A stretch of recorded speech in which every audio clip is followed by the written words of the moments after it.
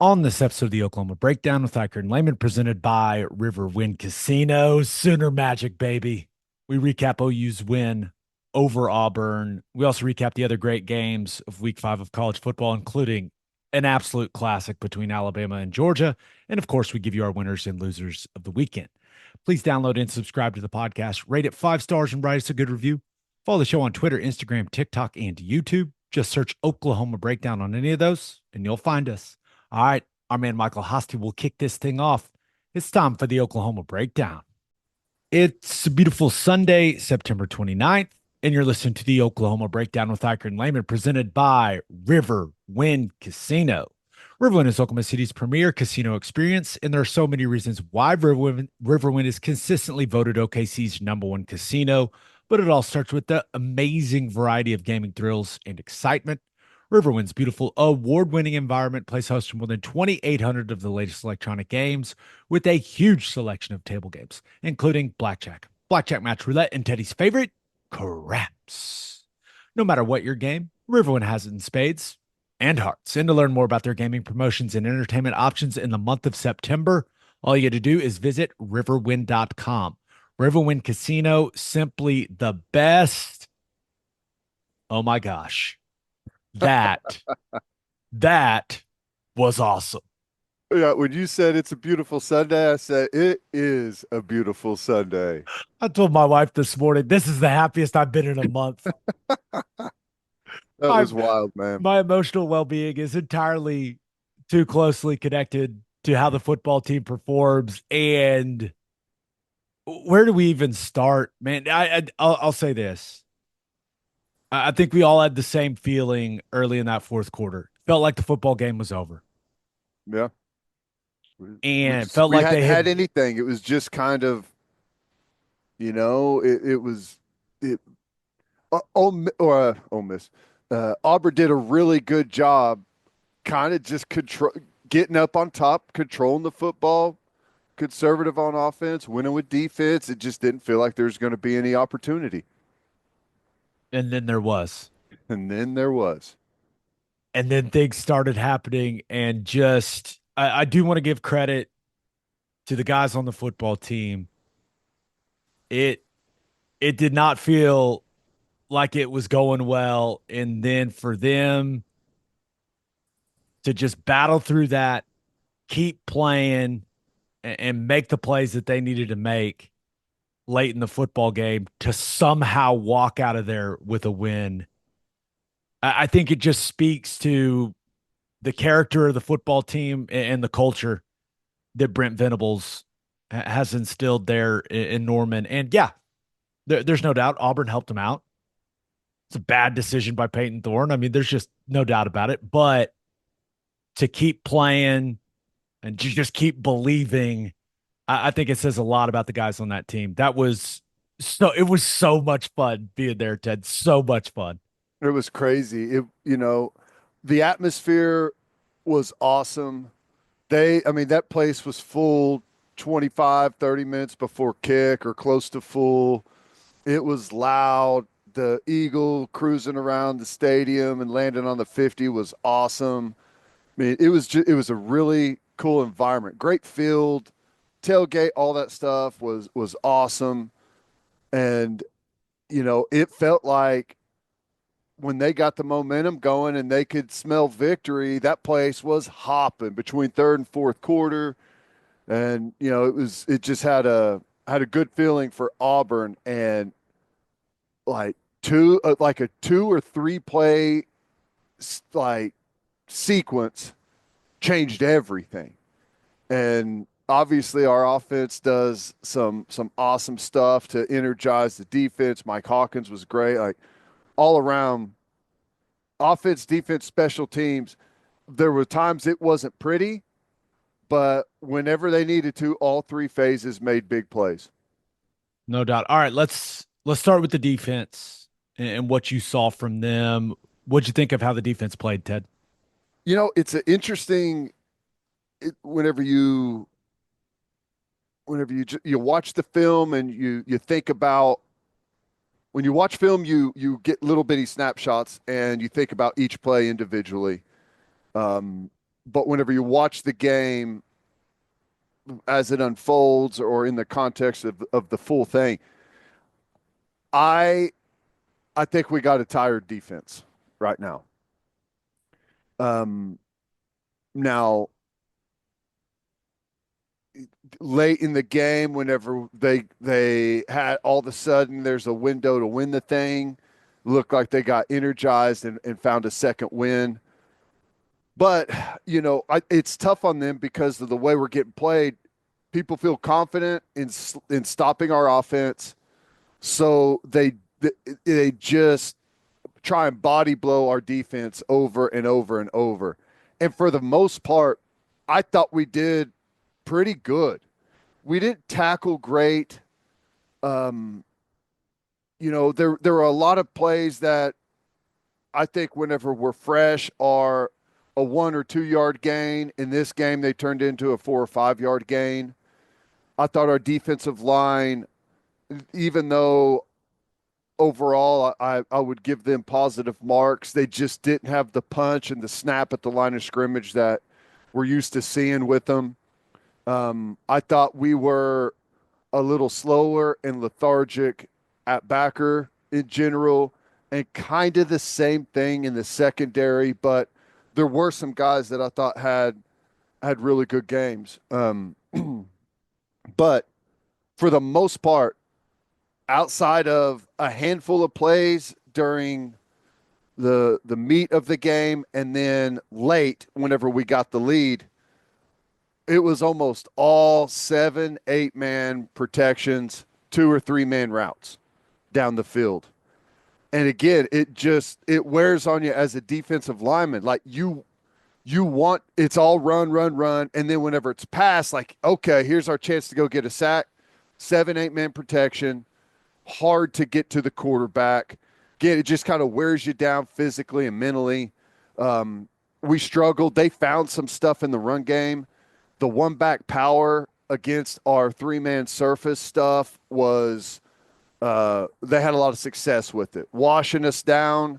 And then you got pullers and guys climbing to the second level. We were fighting off blocks there, and they were gashing us quite a bit with the one back power. And they expanded on that package and did it a couple of different ways, which was really good. And again, we said this leading in and confirmed on game day. Auburn has a really good offense that they do a great job game planning. They hit us with screens. They hit us with, some jet sweep stuff, a lot of quarterback run, a lot of variety in the run game.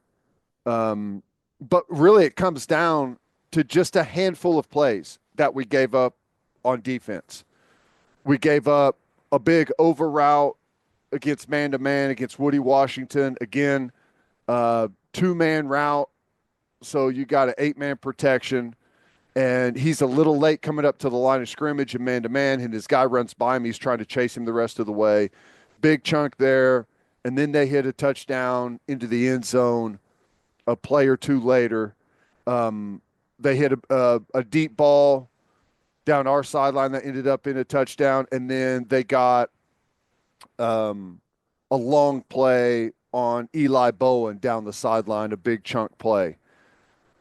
Outside of that, we kept them pretty contained. They would find some things in the running game, maybe some deep curl routes to their top right wide receiver, but for the most part, we contained them. Guys I thought played well. I think DJ Terry is getting better and better and better on the interior.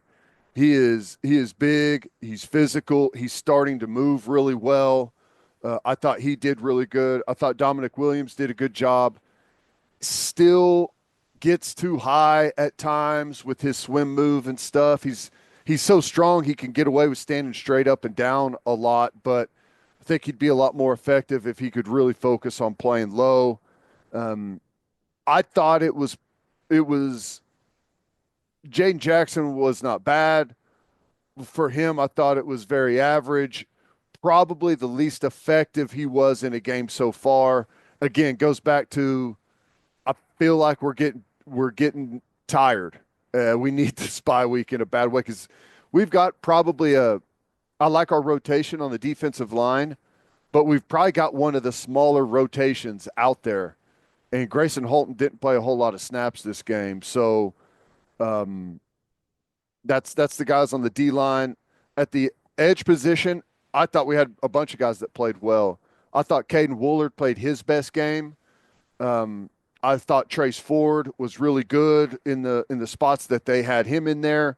He had a sack, at least. He should have been credited with the sack. Was he on that long fumble that came out of there? They never said it was an incomplete pass, so that should be a sack for him. And then Ethan Downs was again super solid on the edge, and our Mason Thomas, whenever he gets an opportunity to pin his ears back in 2 minute type situations, he is hell on the edge to for those tackles to block. So that's kind of the guys up front generally overall. Anything different stick out to you or? A couple things.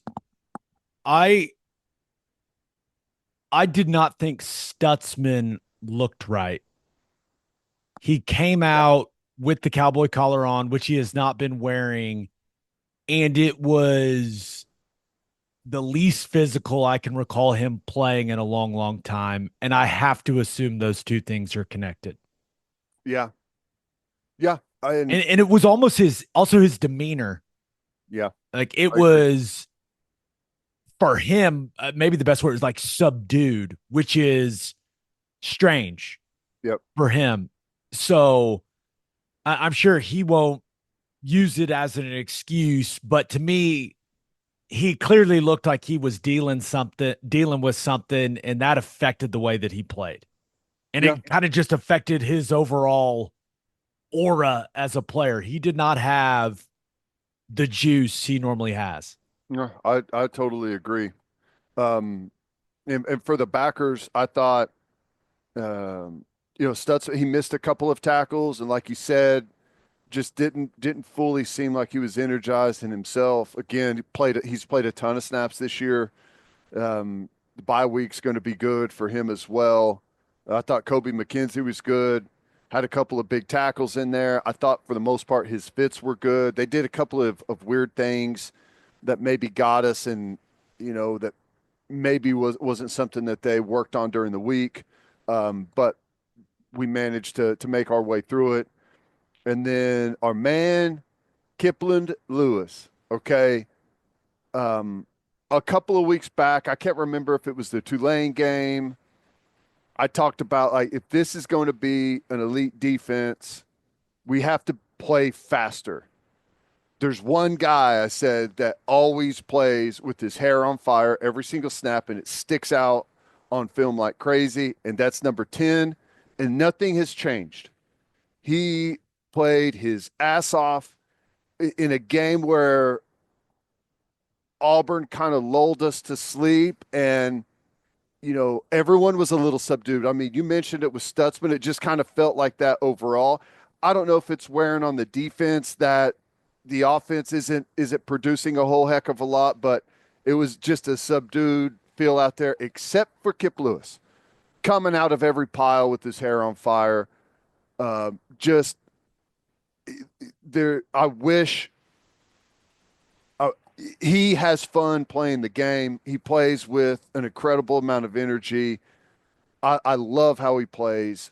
He obviously had the game changing, game saving pick six, Kip six, I guess is what everyone's calling it. And that was awesome. And it couldn't happen to a better guy. But I don't want it to overshadow the rest of what he does out there. He plays like that on every single snap. There was a play where he chased down the quarterback out on the perimeter from the inside, and he's just flying by people. I love that kid. He already is really good, but he's going to continue to get more experience. He's going to get bigger, more physical, and we know he can run. Just, he played an awesome game. Really, really good. Physical. He was striking people. I thought he was just outstanding. I thought overall for OU's team, I thought he was the best player on the field on Saturday. Agree. And I'm talking offense, defense, special teams, even though Elzinga was dropping bombs. Zach Schmidt, Yeah. complete redemption for my guy, Zach Schmidt. Pride of Bishop McGinnis. Let's go. But I thought Kip Lewis was OU's best player. Yeah. Just, it was the energy he had, the plays he was making. Clearly, the Kip Six heavily influences that opinion, but he just kept showing up at the football. And the box score, the box score is misleading. He's credited for 5 tackles. I don't believe that for a second, but it was just the energy and effort, the speed and physicality he was Yep. playing with. Auburn, it felt like Auburn kind of had the intensity on a 10, and we were at about a 7, Yep. except for one guy. And That's that right. was Kip Lewis, who had that thing at an 11. Yep. And he always does. It always sticks out every time you watch the film. Where's 10? You don't have to look very hard. Here he comes flying across the screen. It was so awesome. So I had to when the game was over, we were done with the post game. I carried down this gigantic trunk full of radio equipment that goes on the equipment truck. So I'm like navigating through all these people down there, seeing all the players and everything. And I hear someone go, "Hey," and I look up, and it's Kip, and I was like, "Oh my God!" And just like I was so happy for him. Um, and plays like that, offense, defense, special teams, plays like that make guys kind of blossom and feel like, hey, I can be a big part of what we do around here, get some confidence. And I mean, not that he hasn't played great previously, but that may open the door for him to have even more confidence. Just such a good kid. In the secondary, I thought Billy What Bowman one again. one thing on Yeah, Kip before you move on to the secondary. Number one, that's the highest I've jumped in a decade. you sore today? I was chest bumping everyone around me, players, coaches, medical staff. Larry Nafy got a full on chest bump from me. I mean, it was so much fun. And then after the game, we interviewed him, and I think they're using it on BV's coach's show. And it was one of those, we got done recording, and he just turned to me and opened his arms Yeah, like this. yeah. And I just gave him the biggest hug ever. And at one point, I was like, am I holding on too long? And then he gave me an extra squeeze, and I was like, I'm not holding on too long. Let's go. I was so happy, dude. I was so happy. It was Oh awesome. man, yeah. I think he's gonna come out of this even better, and the trajectory is like that. It is funny you say that though. Our sideline was going crazy. Auburn sideline was not. That stadium. I said I don't know if I said this on break or when it was, but that sequence where they're up. I'm not sure what the clock was. I should probably go back and look at it. Maybe was it 7 or 5 minutes or so. Anyways, they have a couple of RPOs called, and Peyton Thorne pulls them and throws them 2 in a row. The first one, Hugh Freeze is like puts his hands up in there. It's kind of like, "What are you doing?" The second one, he like loses his mind. Which you watch the film. I understand both sides of it because if he hands it off, the running back gets killed by Kip Lewis instantly for like a 5 yard loss. But Hugh Freeze loses his mind, and you could feel like he almost hit Bowman on the first one. Bowman, if he would have thrown it on target, Bowman may have had a pick six. You could feel that entire crowd, the sideline, the offense was on the field, just go, "Oh my God, here it comes." And like the entire stadium manifested the pick six for Kip Lewis to happen, right?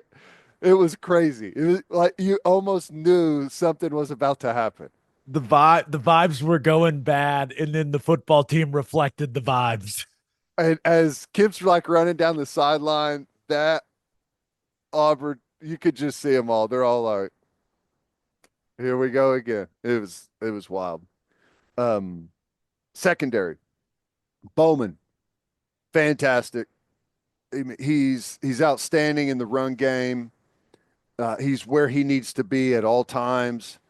He he's one of the best players I've ever seen that knows when to stop doing what he's supposed to and kind of free range and go make a play. And it usually saves everyone's tail. Um, incredible. I thought Peyton Bowen was really solid. Um, I just want to see him bring his feet a little bit more on contact. He made some tackles and he gets drugged for 4 or 5 yards. That will come. I thought it was hilarious. Unless I'm wrong, Boganowski played one snap and they ran a pin pull and he goes from depth, missiles, and flatbacks the tackle. Just It right in the was face. incredible. So that continues. And, you know, I thought we were good at corner.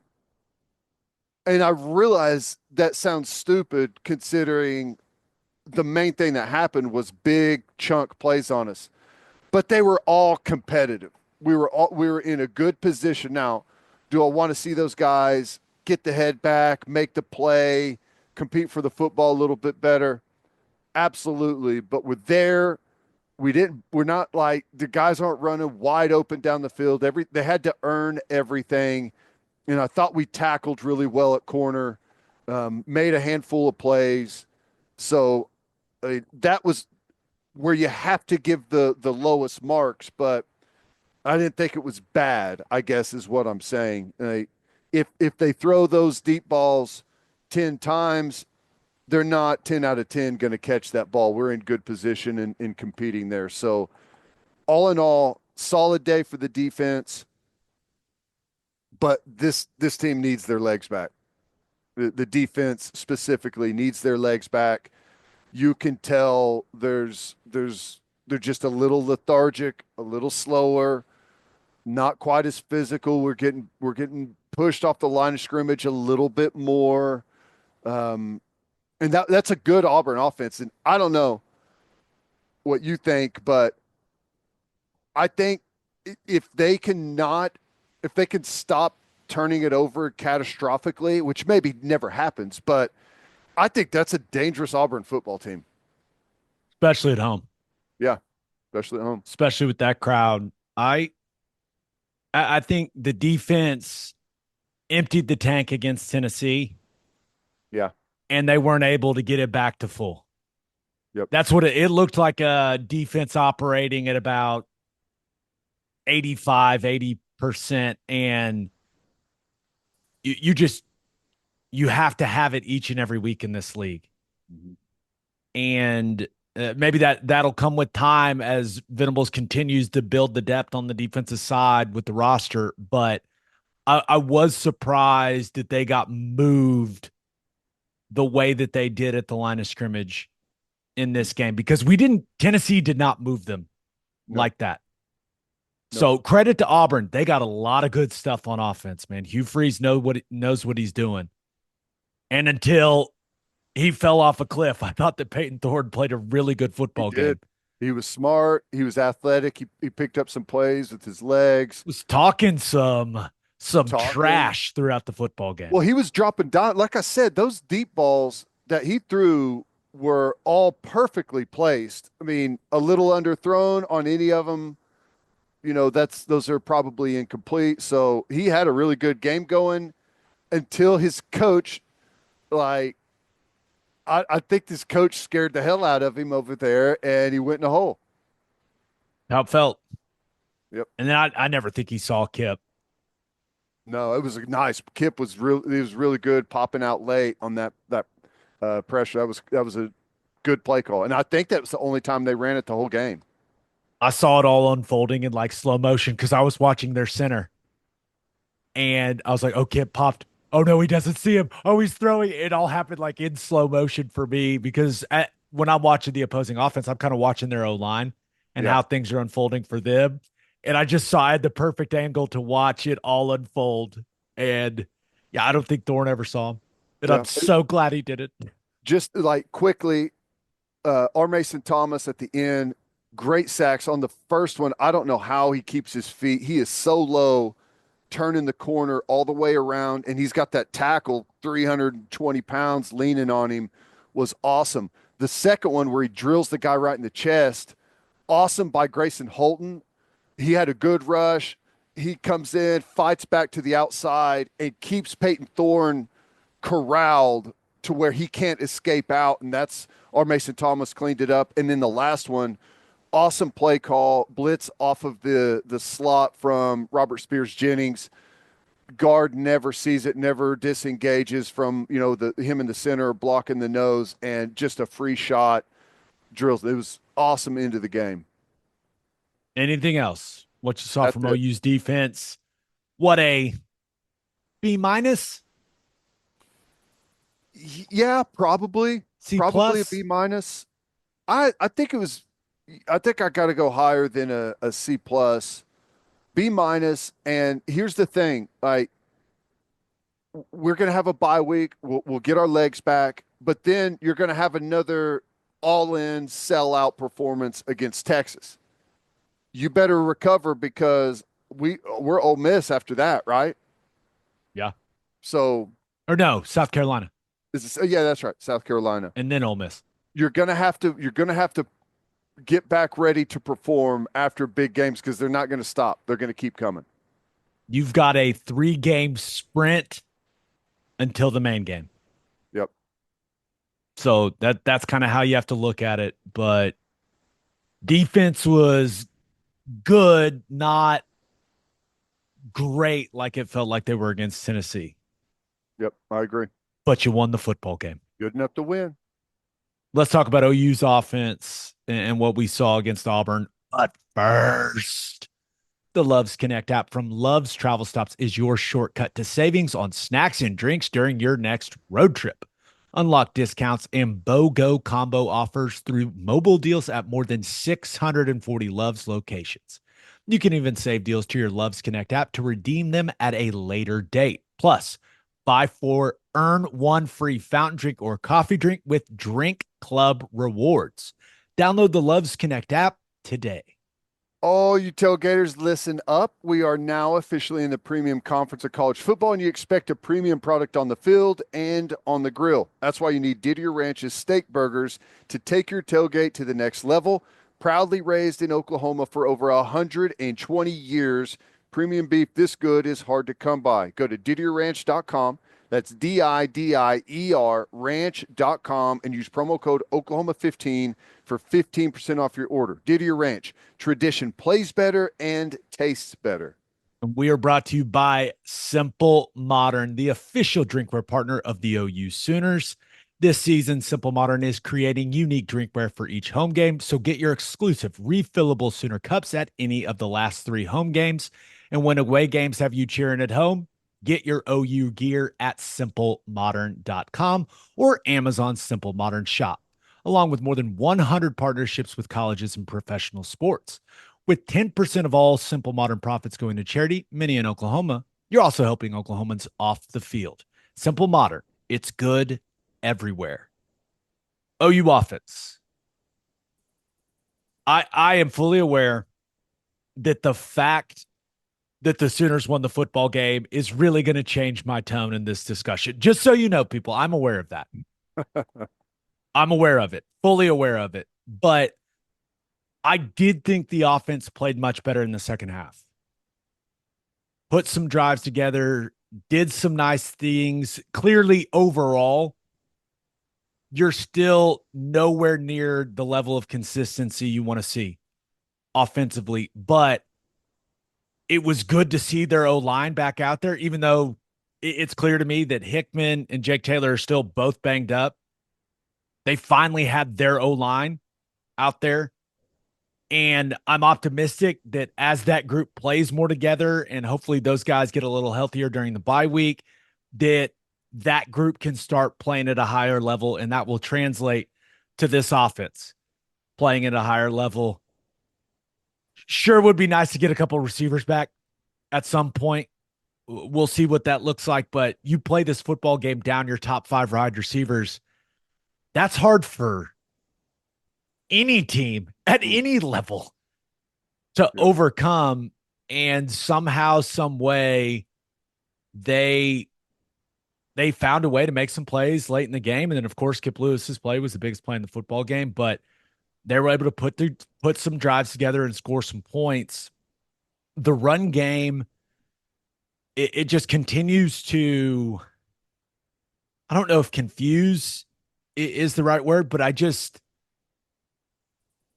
don't understand why they continue to go with so much of the zone slice and inside zone stuff when it just has not proved to be effective. And even when it was effective, like the touchdown run for Javonte Barnes, that's one of those concepts, but they don't block the three technique.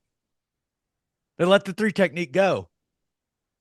And luckily, Barnes just, hey, there's no one setting the edge of the defense at all. It's bad defense, is what it is. But I don't know.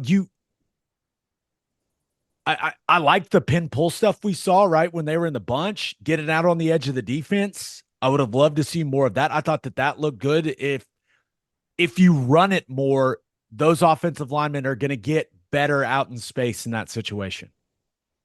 As Yeah. you run it more, they'll get better at the concept. And like if you get Taylor healthier and Right. he's able to run and move better. I don't think they ran counter once. No GT counter, no GHGY, whatever you want to call it. I don't think they ran counter a single play in the football game, which is, I don't know what else to say, but other than really interesting with how big of a piece of this offense that has been the last couple years. Very few gap scheme runs. They ran this one back tackle power play. And then they had some stuff where, Mike Hawkins, it looks like a read concept to me where the running back is going wide and he's kind of reading the end man on the line of scrimmage and they're running the other option. I guess you would call it one back QB power. Mm-hmm. But other than that, no counter, didn't see any stretch. I just continue to be a little confused by what they're going with in the run game. Yeah. And if you take the Michael Hawkins scramble out on the first drive of the game, where he looks like the fastest man alive. Yeah, that was impressive. The statistics are not good running the football. No. I think So the other long, maybe 17. Are you seeing something like, am I missing something, Ted?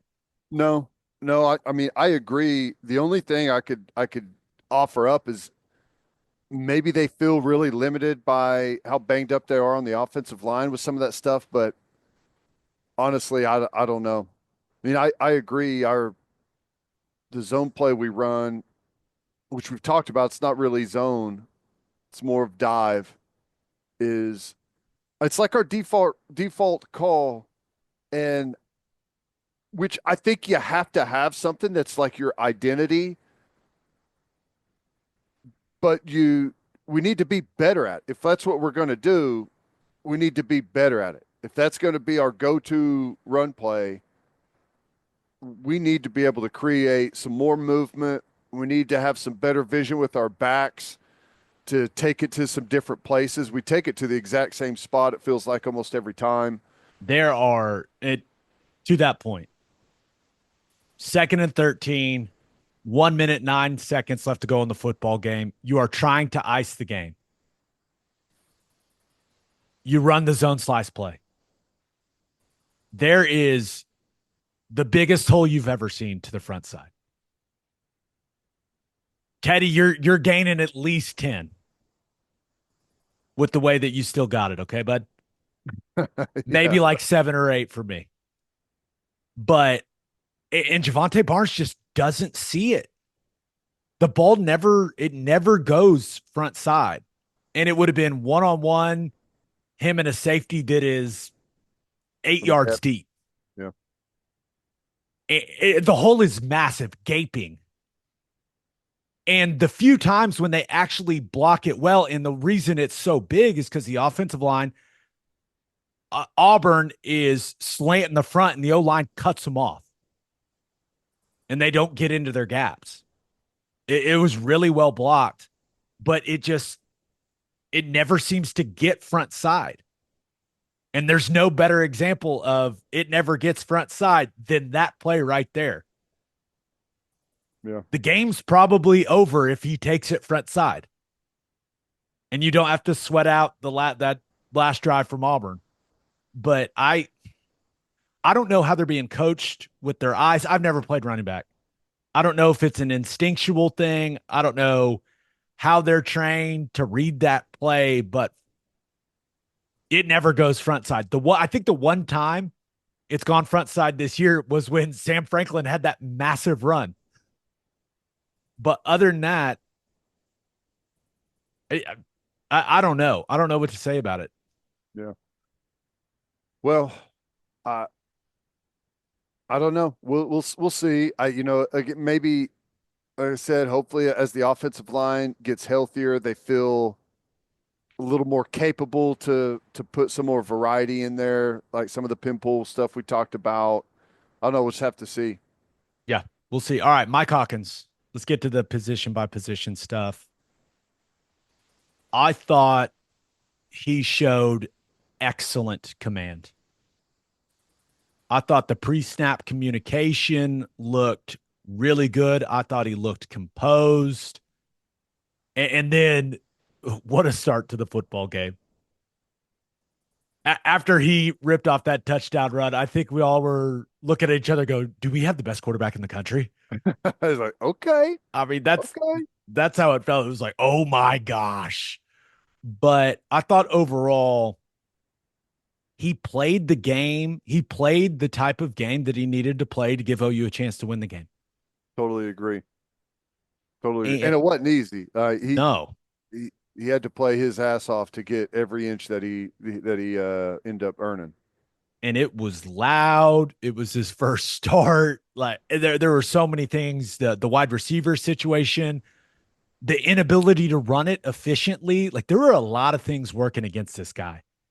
Yeah. And I thought he handled it all very well. Didn't turn the football over. Difference Yep. in the football game. One team's quarterback made the catastrophic mistake. OU's did not.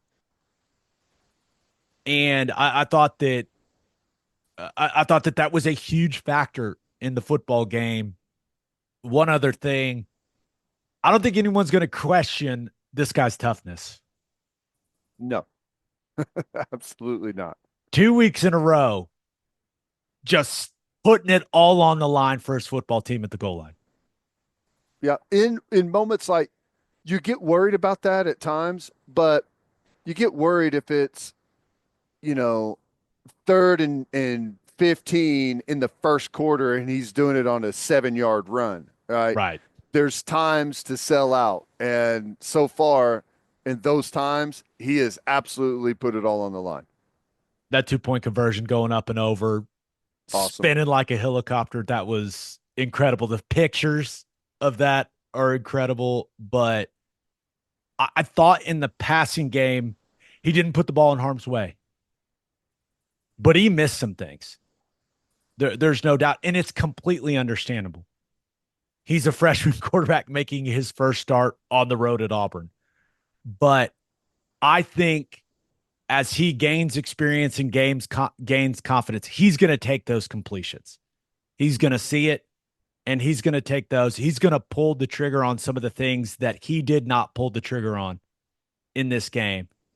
But some of the throws he did make were absolute dimes. Mm-hmm.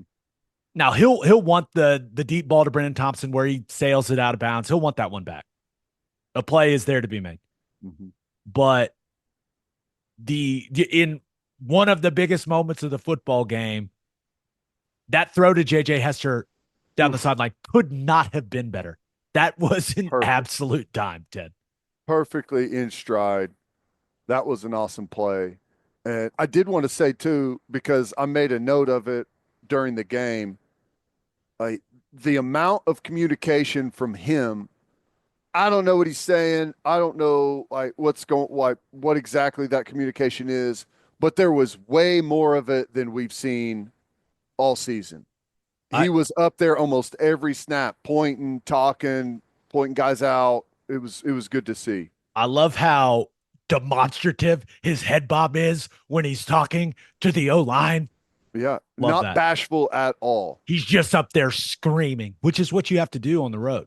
Yep. And and offensively, before the game on the broadcast, I said that pre-snap communication was the key to having success on offense That's right. in the game.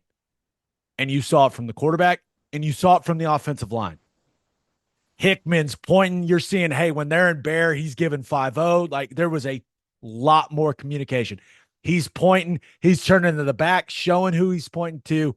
The communication was at a completely different level. Now, that's because you're on the road and you have to do it that way, but there's no reason that they can have that level of communication on the road and not be extremely clean with the communication on your home field. No secrets. Yep. No secrets. So I'm with you. I thought that was much, much better. A few more things on Hawkins. I know it got called back for OPI. That throw to Bauer Sharp was an absolute dime. Mm-hmm. Sexton is in his lap, and he just kind of sidearms it right on the money. Maybe my favorite throw of the entire day. Just standing in there and delivering it with the pressure in his face. Like, that's big-time stuff. Yeah, he always looks. I mean, I always say he looks like a shortstop or second baseman that's picked up and he's turning two whenever he whips that thing out there. It looks great, and he throws a laser with it. I think the Thompson, the deep ball where he throws it out of bounds, that may be just one of those situations where you got to get used to playing in a game where you've got the adrenaline flowing like he had, I'm sure. Yeah. Where you're a little amped up. You're maybe not that used to that feeling on this type of stage. And you'll get used to it. It's like anything else. The more you do it, the more normal it'll feel. I think that he can just dump the ball into the flat some. There are a lot of things where, hey, everyone's covered. There's a guy open in the flat. He's going to have one-on-one with a couple yards of space to make something happen. I think he can take more of those throws. And I think he will as he continues to see more of this stuff on film. Like he's a high football IQ player, and I think he'll take some of that stuff that the defense gives him. And I'll tell you, as a defensive player, just swinging the ball and checking it down to the flat, it looks like offensively, oh, no big deal. But there's a defender that has to come up and make that play in space one-on-one. And that stresses the hell out of defensive guys. And the point of zone is you want to sit back and force that underneath throw. But whenever you sit back and they throw it underneath, now there's a lot of space, and you got to come do the hardest thing, which is tackling space. Guys remember that, and they stop sitting back so far. There's some self-preservation going on, like, yeah, I may be supposed to hang in this dig a little bit longer, but I don't want to miss that tackle in the flat. I'm gonna squeeze that a little bit. Last time he almost got away from me, and things start opening up downfield. We'll see. I think that's a play we'll see Hawkins make more going forward. But as far as what he did in the run game, clearly the scramble for the touchdown on the first drive was incredible. But we didn't really see them get any to the simple zone read stuff that I was hoping they'd get to. And it made me think about what they should do with the bye week. Right. And Seth Luttrell was talking to Plank and I about it. He's like, hey, we're going to do a lot of self-scouting during the bye week and kind of try to figure out what we're doing really well, what we can add to be more effective. And I think they should spend the bye week studying a lot of Greg Roman stuff. Now, there's a lot of moving parts, and I played in that system in Buffalo. But the year that I was there, we led the league in rushing. And it had a lot to do with LaShawn McCoy, but it also had a lot to do with Tyrod Taylor and what he added to the run game at the quarterback position. And then you remember what Greg Roman did with Kaepernick Mm-hmm. at San Francisco. You remember what he did with Lamar Jackson in Baltimore.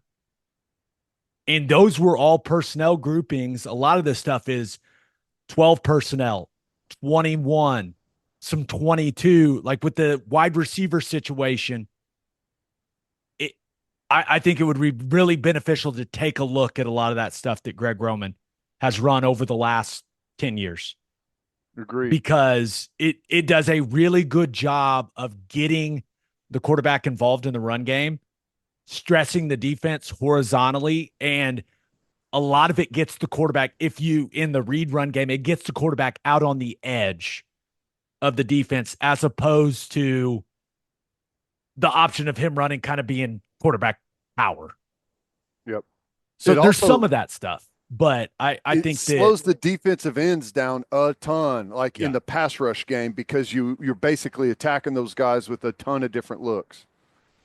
there's a lot of criticisms of Greg Roman's passing concepts and that stuff, but the run game is good. Mm-hmm.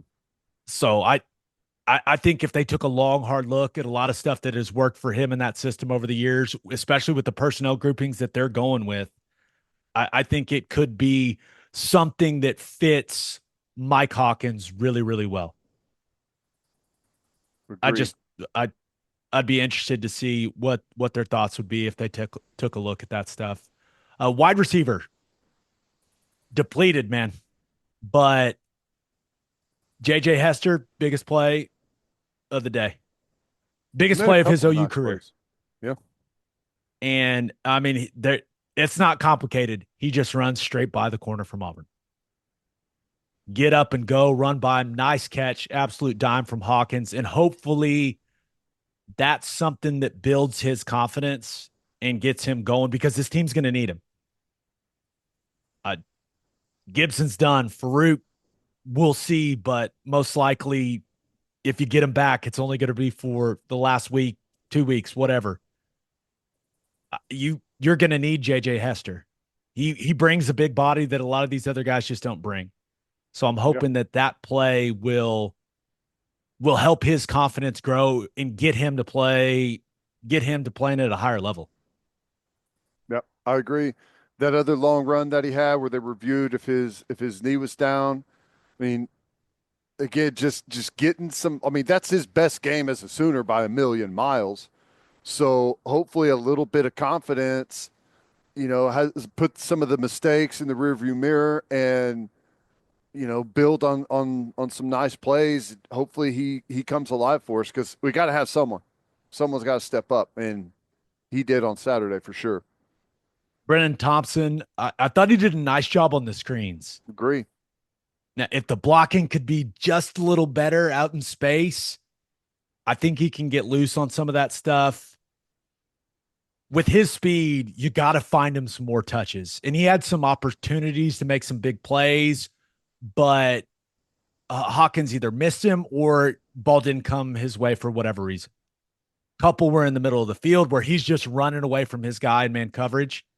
And if you put it on him now, who knows what he does with it. But this is my advice for Brennan Thompson. If you keep playing fast, you keep playing hard, the football gods will reward you. The ball will find Always. you. Always. That's right. Zion Reagans continues to battle out on the perimeter as a blocker. I thought it was his best game as a blocker, but he also continues to find separation when it comes to route running. So he's getting more experience. He's going to continue to play a lot of snaps with the health situation at wide receiver. So let's hope that he continues to get a little craftier with creating separation at the top of routes, Ted. Yeah. Other than Yeah. that, Jaquez Petaway, you had one catch. It was a screen that's designed to come back inside. He takes it outside. That's not where it goes. It's Yeah, not going to and go we had it. well. I thought there were. I remember that play. I thought there was a nice tunnel there. That it doesn't look. Maybe it doesn't look like it from his perspective, but you've got to trust the play calls. Right. He did not build on the performance at the end of the Tennessee game like I hope he was. And I I want to see speed from him. There are Yeah. several snaps and crucial snaps, like the 4th and 10 in the fourth quarter. You're down 21-10. There's 12 minutes to go. I mean, it did not look like he was playing fast. You got to play fast. Yeah. So we'll see, but he's going to need to step up for this football team. I agree. Running back, we talked about, kind of the run plan and our thoughts on that. Javante Barnes, he continues to carry the load for the group. 18 for 61. I'm never going to question the physicality. I'm never going to question the effort. I love the way the guy plays. I would have loved to see him get more opportunities out on the perimeter because I thought some of that stuff looked really good. We kind of talked through some of the things that he's not seeing when they're there, and I would love for him to see them when they are there. But Teddy continues to battle for this football team. Had the touchdown catch called back, which was Yeah. unfortunate Yeah. on the illegal motion or illegal shift, however they called it on Bauer Sharp. But What'd you think of that terrible call? I thought it was very ticky tack. Yeah. I thought he's moving forward as the ball is being snapped. Either the ref can see in slow mo because I slow motioned it. I guess the ref can see in slow motion. I thought it had no impact on the play, which is also very frustrating. It's one of those where it probably happens in every single game and never gets called. Correct. Now, I won't say who, but someone could have gotten an OPI on that play. Got to run routes. That's what I'll say. Got to run routes. You can't just go run into people. You have to run a route and make it look natural. That's all I'll say. Running back. Otherwise, I mean, we saw Sawchuk. He had one nice run. It was called back for holding. But I actually thought the best play of the game for Gavin Sawchuk was when Michael Hawkins goes over the top. Sawchuk's the one that's out there. He kind of converts. He's just in the flat and turns and becomes a blocker and gives Hawkins just a little bit of daylight. That was a nice play of him converting and becoming a blocker, but he's just not playing a lot. Yeah. It's really all Barnes at the running back position.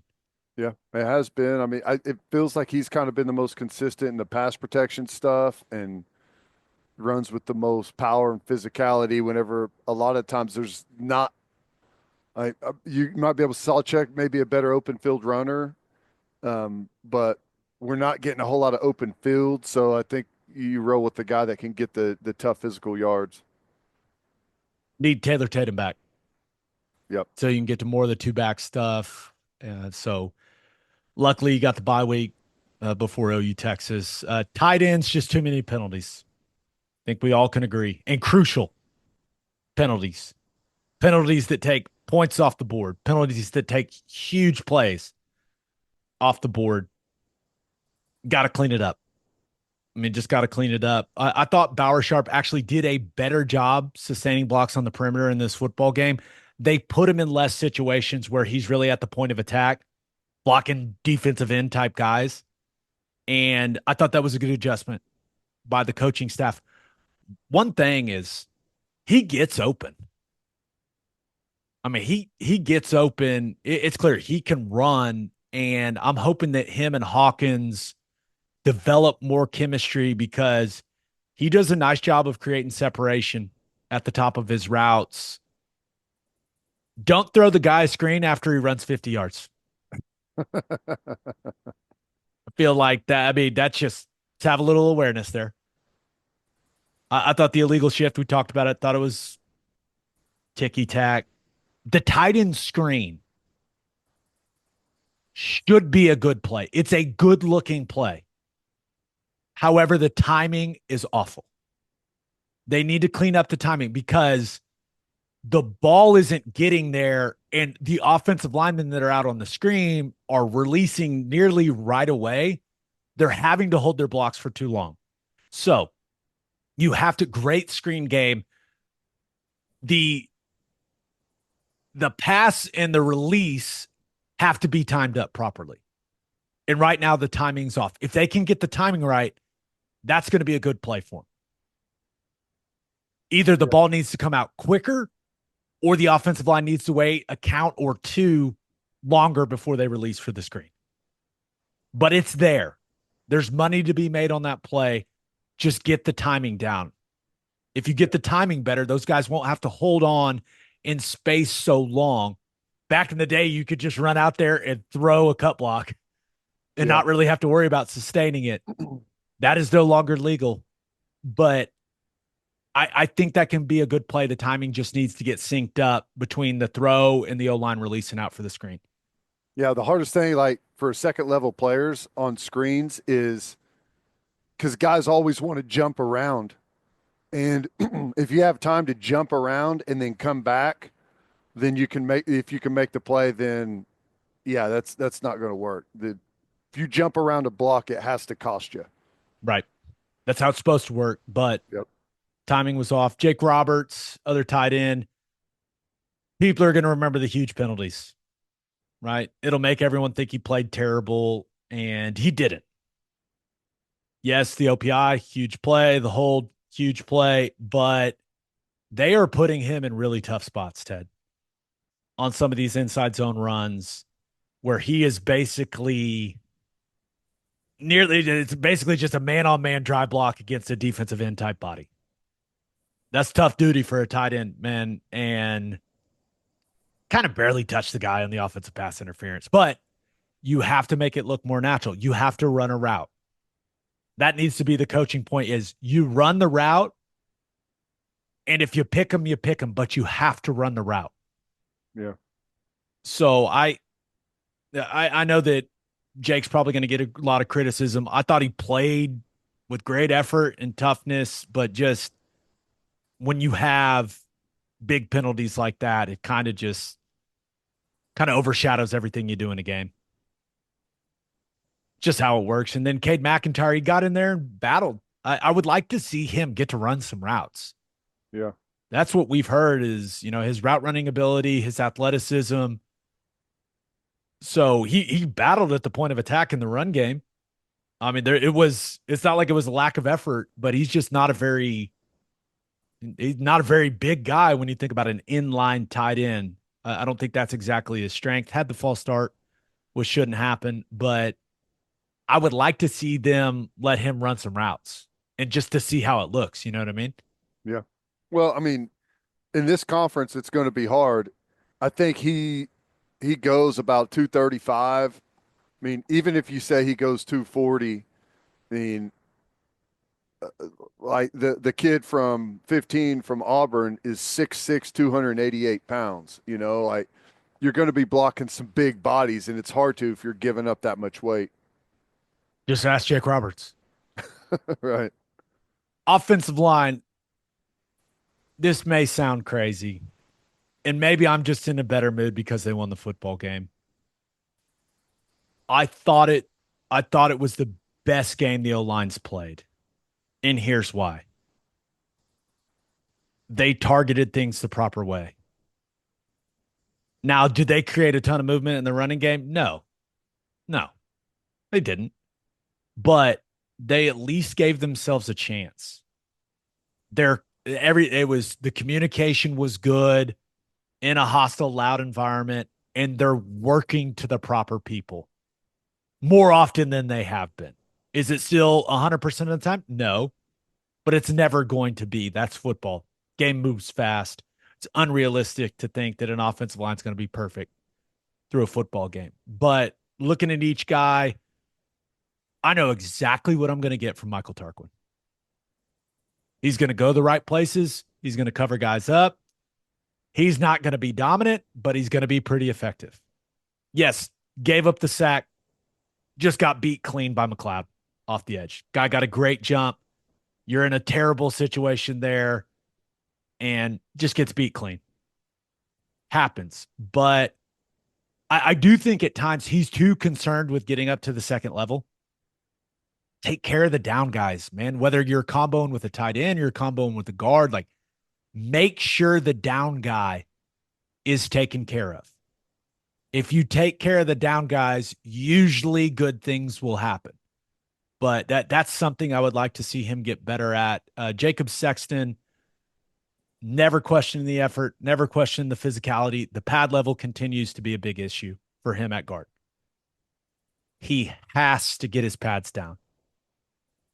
There's a couple, and his feet in pass protection,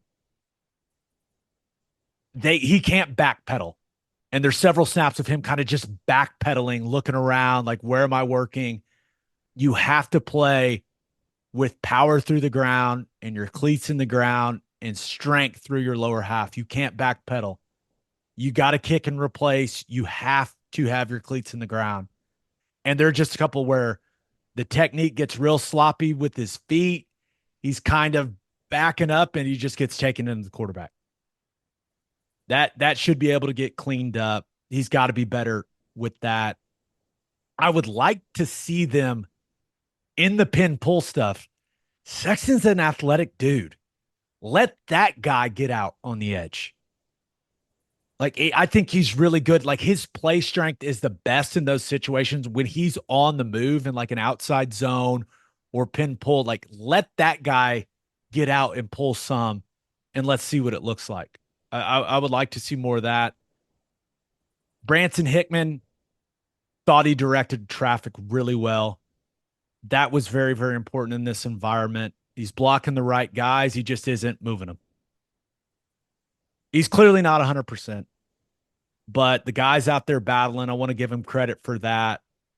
Some stuff in the run game, he's just giving up too much ground. You have to strike. You can't just absorb everything and kind of float horizontally at the line of scrimmage. You're not going to have the type of run game you want to have if that's what you're getting at the center position. He's got to be faster in the screen game. I don't know. Maybe he's just slow and he's giving it all he's got, Ted, but he's got to be faster to get out there on some of that tunnel screen stuff. He's got to get to those blocks. And those plays, man, you got to go and swing. It cannot be some measured approach in those at the center position because it's happening fast. You got to go swing, and if you miss, okay. But you can't run out there 80%, try to see what the guy's doing. No. It's going to happen fast. You got to go full send and just hope it goes well. Make him try and run around you. Yeah. Try and meet him at the point, and then make him have to jump around and go backside. This should be the goal for him. When the opposing defense turns on the tape and they're watching these screen concepts, whether he's going to a backer or a safety coming down and filling the alley, they should turn it on and go, 51 is going to try to kill you on this play. Mm-hmm. He might miss you, but just know he is coming to decleat you. Instead of, hey, he's coming and just trying to wall you off. Like, come with a purpose and come with bad intentions. Yeah. Don't get a penalty. I'm not saying do something incredibly stupid, but come with a purpose and come with violent intentions.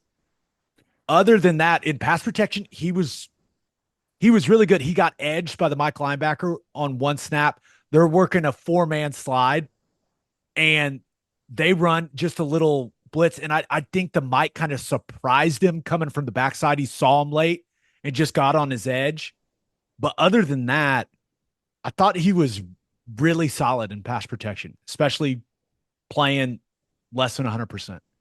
Are you surprised you didn't see Everett at all at center? He must just not be ready. That's the only thing I can think of. I mean, they just must.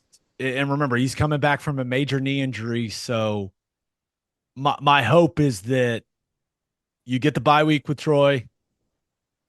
And then if you need him against Texas, he's your guy. Mm-hmm.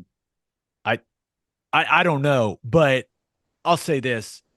I thought Hickman did a really nice job getting everyone on the same page. I think Everett can do that.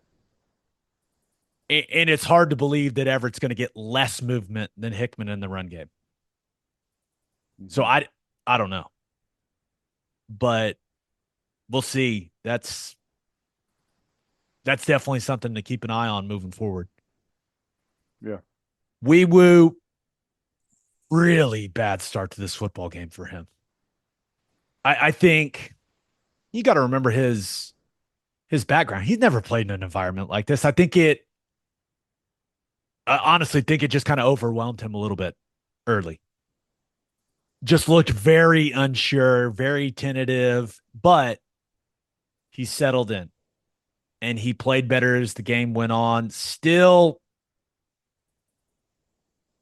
he just for a guy that big and that strong, like he should be creating movement and he's just not. Hmm. I did think he was better in pass protection. He didn't have I'm trying to think. I don't think he really had any snaps where it was like, oh, he just got beat clean, which had been an issue once or twice each game, and it wasn't an issue in this game. So rough start for Wee Woo. Much better as the game went on. I think he just got a little more comfortable, but still not enough in the run game, man. Just not creating that movement. And then Jake Taylor, guy is tough. Got the knee, got the rib. Like the guy is playing through a lot. And to start the football game, it looked like a guy that was playing through a lot because that was a very rough beginning to the game for him. It just did not look like his play strength was there at all. But to his credit, he was much better in the second half.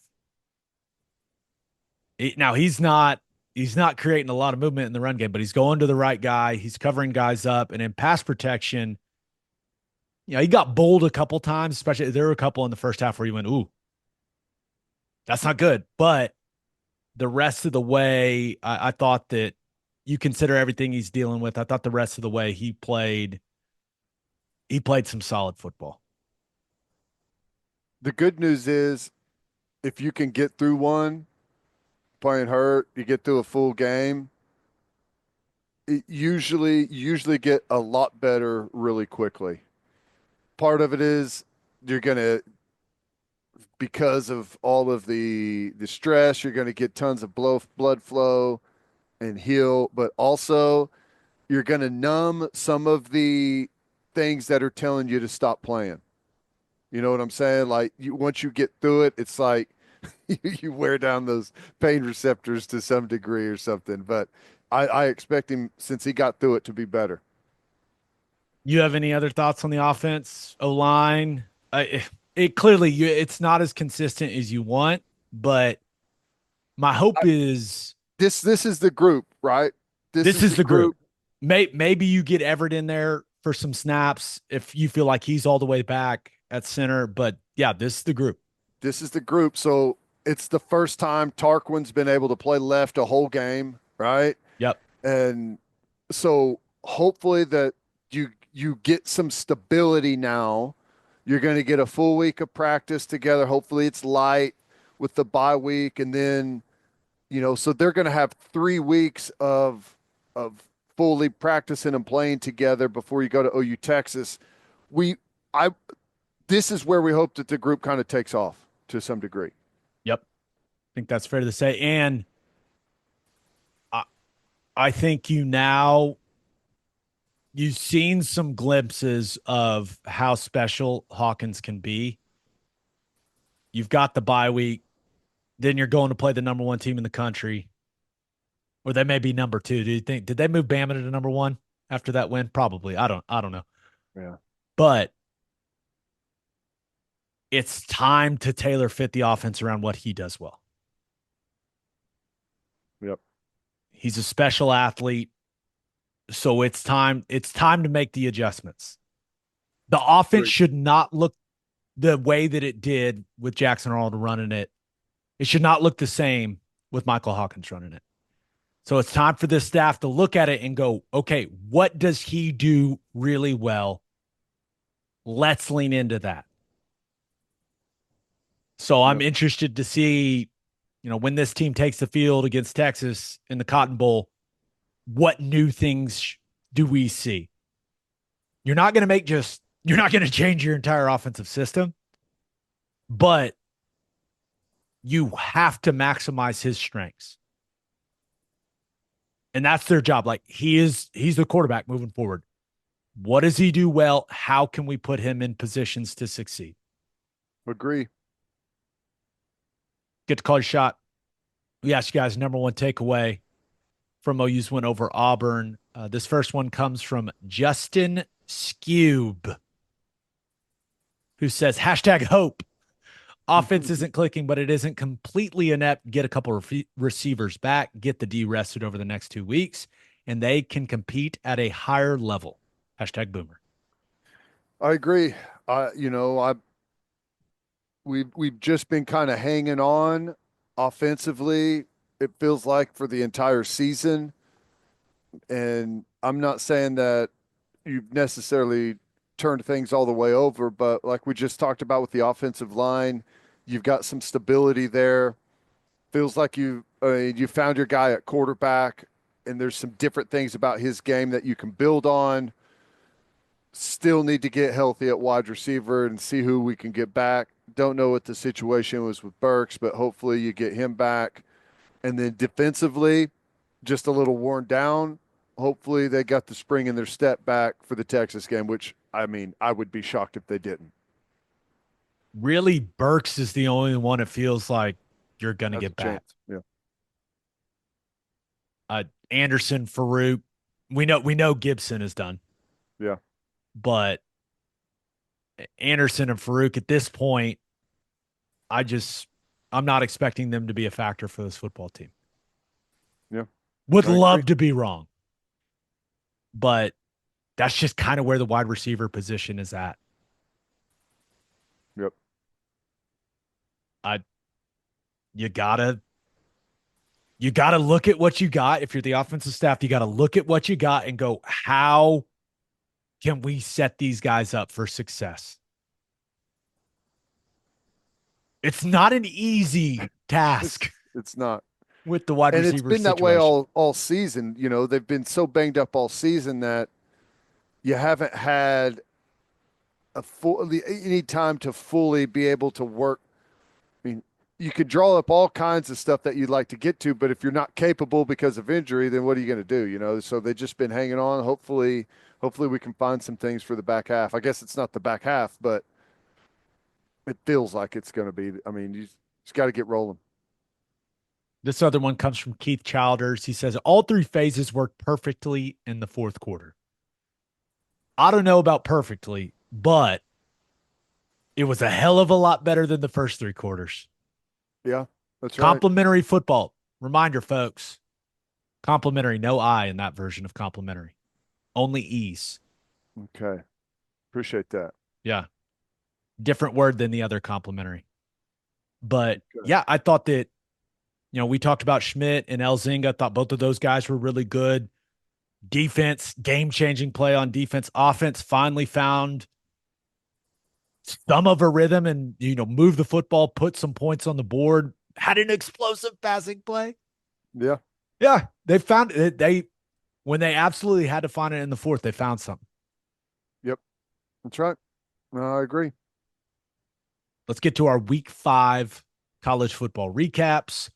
But first, Schwab Meat loves football. They make delicious smoked meats, hot dogs, and sausages for us to enjoy before, during, and after games. You should go load up on schwabmeat.com and use promo code OKBreakdown for free shipping on orders over $75. Schwab also loves football players in Oklahoma. They partner with Danny Stutzman and Nick Martin. Those two linebackers got the dog in them. Schwab should know dogs are what they do. Schwab Meat, the official hot dog of game days.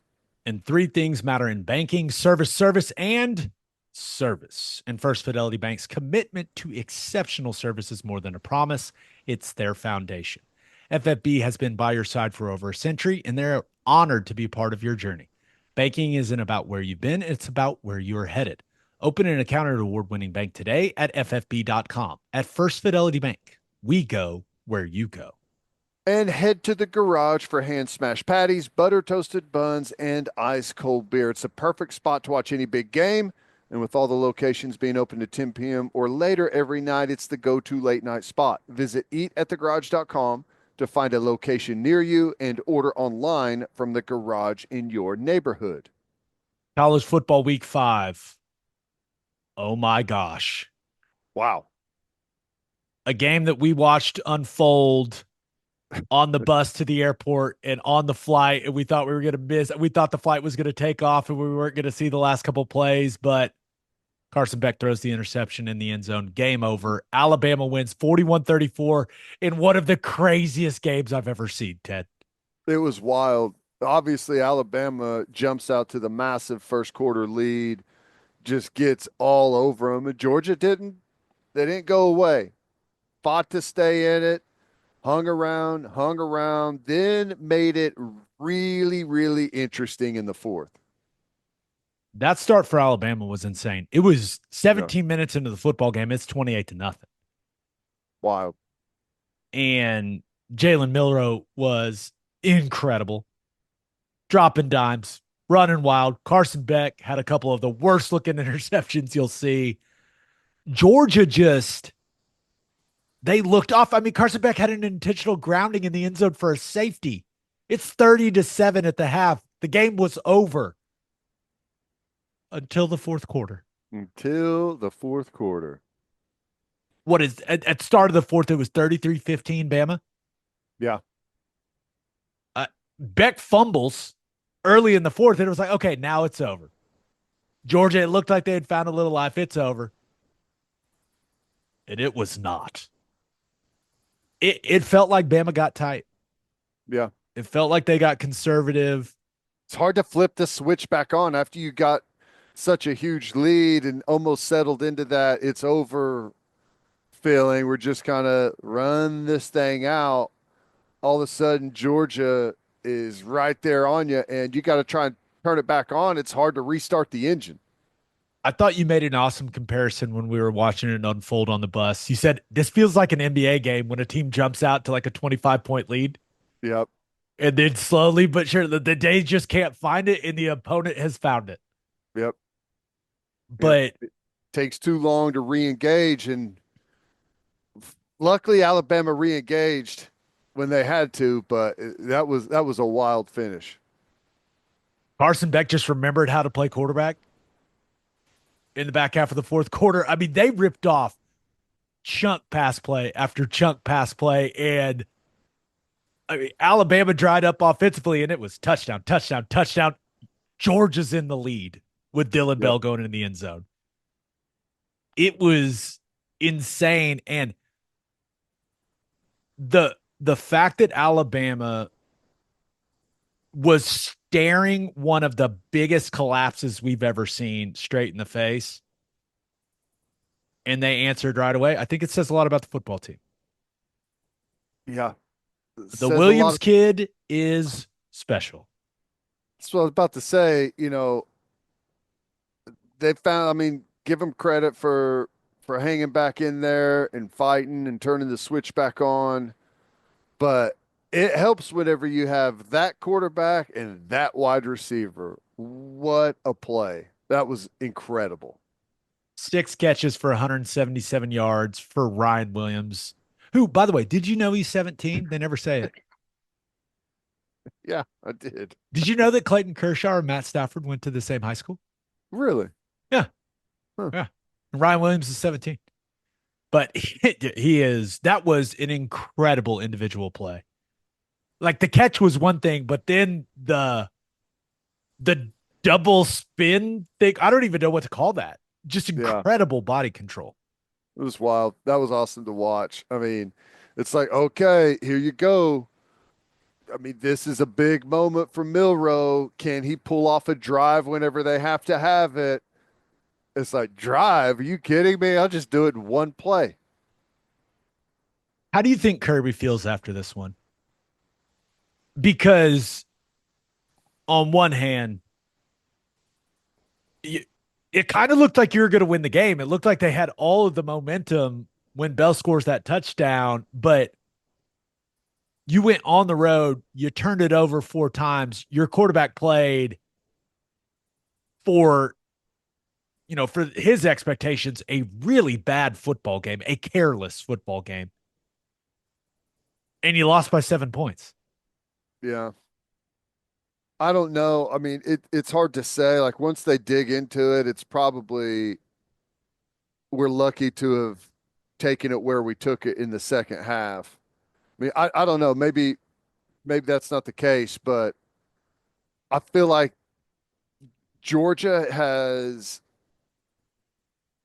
I feel like Georgia has plateaued some time ago, and it's hard to get to that next step, and Alabama feels like they're ascending. So I mean, I would be shocked if they walk out of that one saying that we should have won that one. You know what I'm saying? But maybe they do. We're not good on third down and turned it over 4 times. Yeah. Hard to go win a game on the road, but I think it says a lot of just about how talented they are that they did that and still almost won the football game against one of the Yeah. most talented teams in the country who may have the front runner for the Heisman Trophy on their team right now. Jalen Milroe was awesome. Oh yeah, I don't know how he's not after that performance and what he's done so far. And I mean that's the biggest win of the year. So Probably the first of three between these two teams. I yeah, I haven't seen anyone else in the SEC that looks to be the caliber of these two teams. Texas Georgia game's going to be big. That's the week after OU Texas. I keep forgetting that Texas is in the SEC. Okay. Yeah. Texas definitely in the conversation. Very good football team. That was not intended to be a slide at the Longhorns. That's my bad, Texas fans. I know a lot of you listen to this. A strange amount of Texas fans listen to this. But yeah, I think those three are in the conversation, right? Yeah. With what we've seen through week 5. Yep. Nope. I agree. It's it's what that's is that the first regular season loss Georgia's had in Yeah, broke the 40 whatever game regular yeah. season winning streak. So it's a weird feeling for them. We'll see how they respond to it. They're still a good football team. Oh yeah, there's no But doubt. yeah, Alabama is they're legit. Jalen Milroe is must see TV, man. That is a wildly entertaining football player. Yep, I agree. Things did not go well for the Oklahoma State Cowboys in Manhattan, Kansas. Dang. And at the start, it looked like it was going to be a great game. Ted, we were watching it in the booth there at Auburn, and it was back and forth, but Kansas State just put it on them 42-20 final. And it's hard to win a football game against a good team on the road. And it's really, really hard to win a football game against a good team on the road when you turn it over 3 times and your opponent rushes for 300 yards. Yeah, it's weird that I mean Oklahoma State has not been the football team I thought they were going to be at all this year. I thought that they were going to be possess the football, run it, heavy run team, throw it whenever they have to. Because their defense didn't expect them to be great, but thought that they could be solid if their offense played that style. But they just have not been able to get Ollie Gordon going at all, and it's totally changed the way that I don't know if that's how they planned on playing this year or not, but it's kind of what they did last year, and it's just not unfolding that way for them. Alan Bowman throwing the ball 50 times is not a recipe for success No, for Oklahoma State. And the weird thing about it was it looked like they had Ollie Gordon going in the first quarter. yeah, He they had like hit a couple of nice plays. he had a couple big chunk runs. And then I think he had 72 yards in the first quarter and then had like 4 rushing yards the rest of the game. Yeah, I mean, they credit to Kansas State's defense for making whatever adjustments they made and shutting it down. But I really thought that was the story of the game. Ollie Gordon could not get going in the final 3 quarters, and then it was just an absolute assault on the ground from DJ Giddens and Avery Johnson on that Oklahoma State defense. yeah. I thought we were going to get the turnover Avery Johnson whenever he threw that interception, but they settled in and they were just gashing them left and right. Um, K-State is a hard team to put your finger on right now. I guess it all boils down to how Avery Johnson plays. If he's going to be a turnover machine or a an output machine, and he had it going in this one, but you still feel like every time he drops back or takes off, like there's a potential turnover happening. He had the interception where he just floats it over DJ Giddens, just overthrows him in the flat. But I thought this was by far the best he's looked as a passer. I mean, he was pushing it down the field, big chunk plays, and Oklahoma State's defense they've got a big issue with giving up big explosive plays. Run game, Yeah. pass game, they're just giving up a ton of explosives. But I you combine with him being an absolute weapon as a runner, if Avery Johnson can make decisions like he made in the passing game in this one, they're going to be just fine offensively. Yeah. And we looked at this stretch for Oklahoma State and said this is going to decide kind of where they are as a football team, and they lost the two in a row. It kind of has you wondering what the rest of the year looks like for Oklahoma State. And there's not just a bunch of easy games. I mean, there's a say what you want about the Big 12, but there's some solid football teams that are scattered throughout. There's not a whole lot of lay down games that you're going to get. So you got to be on it every week. And I don't know how good Oklahoma State is, honestly. I think with what we've seen up to this point that it's safe to say they are not a Big 12 title contender right I now. think you're right. I don't know who is in the Big 12. Right. I think the highest ranked team in the Big Somebody has to 12. win it. Yeah, no idea. Could Kansas State, could this be a performance where, hey, they just get better and better and better and they're there at the end of the day, like a lot of people, including myself, thought would be? But I think Iowa State's the highest ranked Big 12 team and they're like 16th. Yeah. Colorado went and just absolutely destroyed UCF in Orlando on Saturday. Yeah. I I didn't expect that. Arizona, we'll get to Arizona, Utah. I mean, it's just the Big 12 is going to be chaos. Yeah. Like a lot of people thought it would be, but yeah, Oklahoma State is not, with what we've seen, they're not going to be in the mix like I thought they would be, which is it's interesting. Last game I want to hit, Louisville went to Notre Dame and the Irish walk away with a 31-24 victory. And Ted, the start of this football game would have been your personal hell. You talk about the shenanigans of college football. Notre Dame fumbles the opening kickoff. Louisville scores a TD off it right away. Tyler Shuck, he rips off like a 40-yard run, fumbles. Indeed, Notre Dame throws a touchdown pass right away. Louisville snaps the ball over the punter's head. Notre Dame recovers it inside the 5, punches it right in. Notre Dame fumbles the ball. One of the running backs fumbles the ball on their own 10. Louisville scores a few plays later. This was all in like the first 17 minutes of the game. It was just back and forth, mistake after mistake after mistake. I was sitting there watching it going, what is going on this field? It's wild. Notre Dame they are the strangest football team. I don't know what their identity is. I don't know. I don't know who they are. Are they a defensive team? Are they an offensive team? When you think Notre Dame, you traditionally you think really good, solid defense, kind of a methodical possession style offense, but don't make a whole lot of mistakes, low scoring football games. That doesn't, they don't really fit that bill, but I don't know what they are, honestly. Well, don't look at the box score of this one because it's not going to help you understand how they won this game. I mean, it's just the answer is the power of turnovers, right? But they were I mean, Louisville had 19 first downs. Notre Dame had 11. They outgained them by over 150 yards. They just outrushed them. It was just one of those where, and give Notre Dame credit, they made Louisville pay for their turnovers. And then you had some unforced errors from Louisville. Like there's a minute and 12 seconds to go in the game.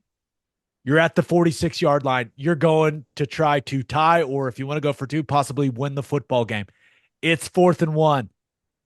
You're running QB sneak, and somehow you get a delay of game. You don't snap it before the clock hits 0.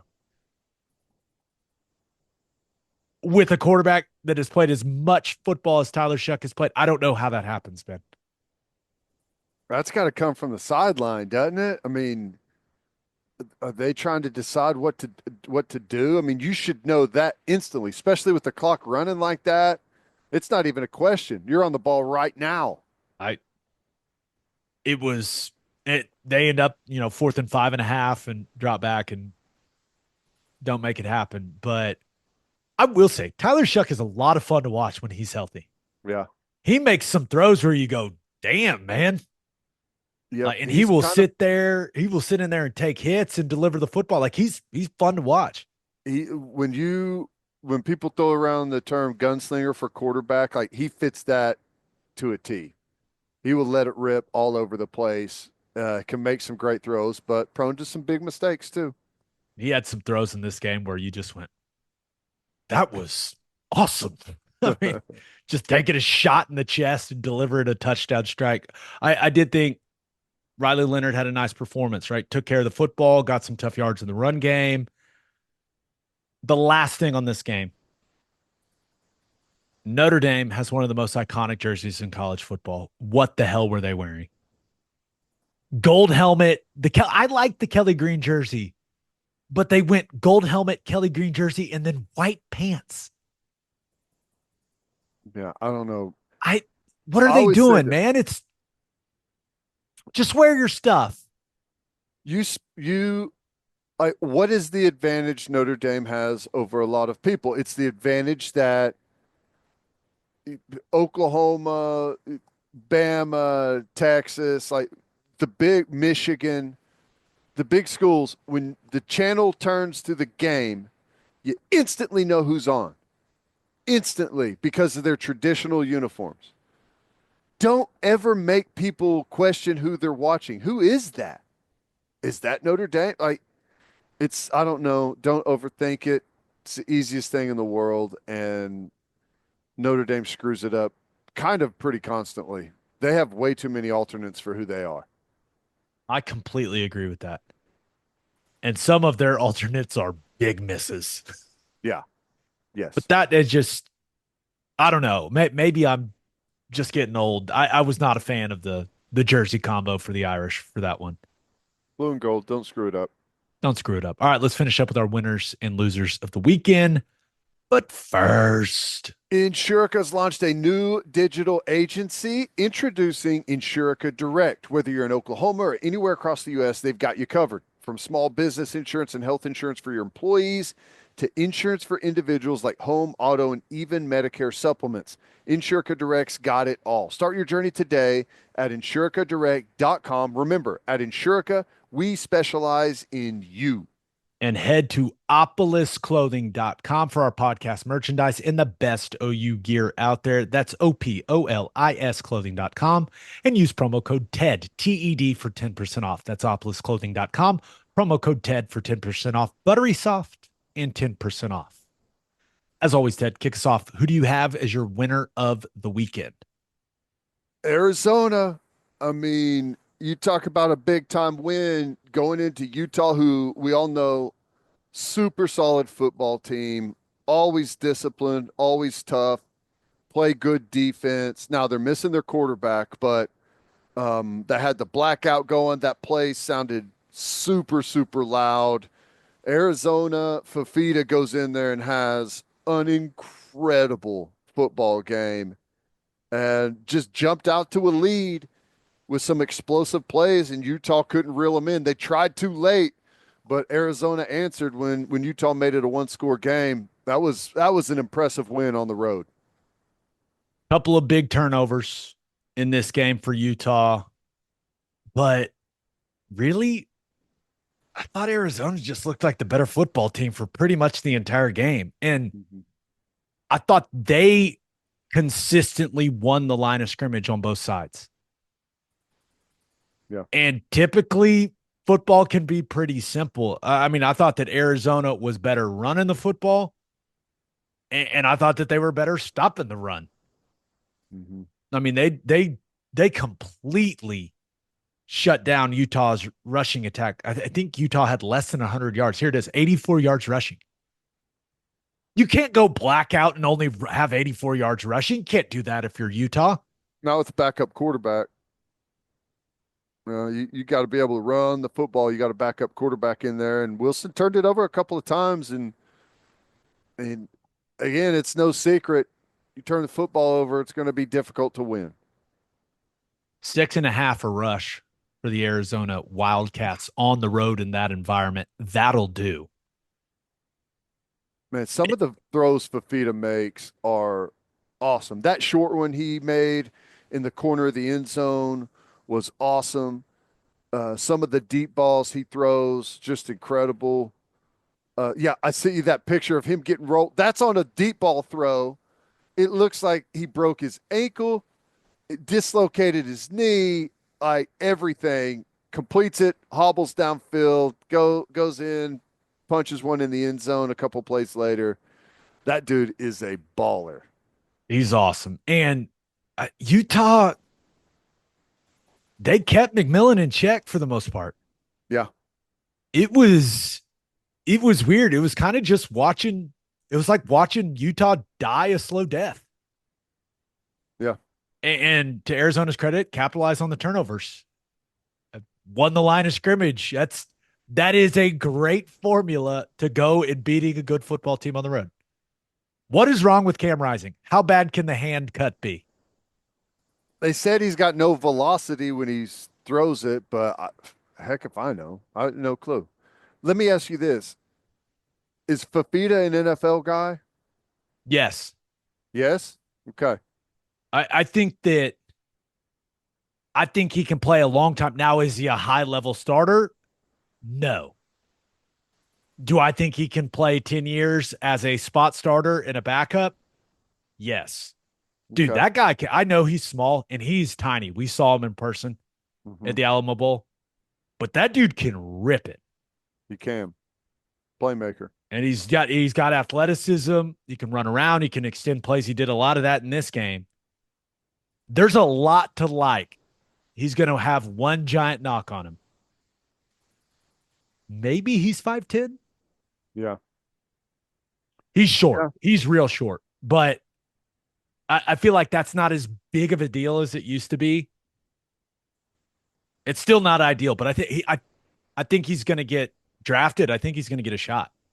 There's more of the air quotes undersized quarterbacks in the NFL now than there are the like the old prototype 6'5", 240-pound guys. Josh Allen, Yeah. specimen.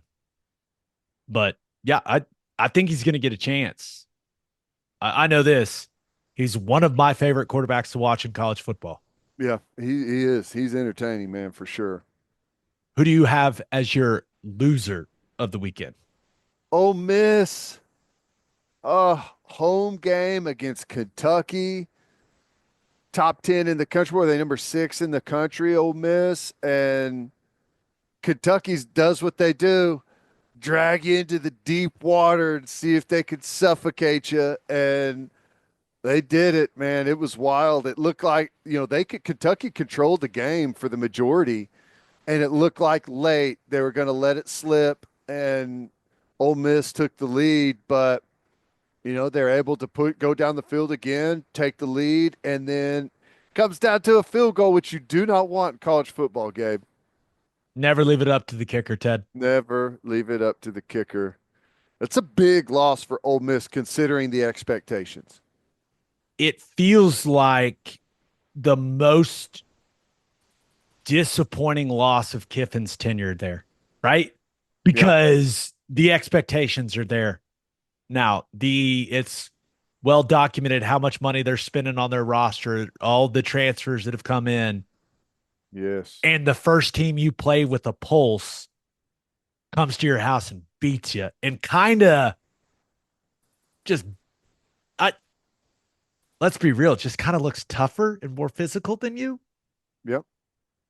Just kind of makes you play their style and chokes you out. That's right. Yeah, it's Not it's great. interesting. I think it's fascinating because everyone has always loved like Kiffin and his demeanor and the social media stuff, but that's always whenever he's been able to operate with no expectations. It's the beauty of the Ole Miss job, right? Hey, we got a team. You go win a couple of big games. You're super competitive, and everyone's happy. It's not like an Alabama or a Georgia. It's not that type of job until he made it that type of job by saying, we're never going to compete unless they get the money. And they got the money. And now everyone's saying, well, we better compete after we funded this thing. So curious to see what the fallout is. I saw everyone posting their TikTok videos of Kiffin on theirs. It's we'll see how he responds and what the fan base at Ole Miss says. Should be an interesting trip to South Carolina on Saturday for him. I mean that's there are no gimmies. There are no gimmies. They've got South Carolina, at LSU.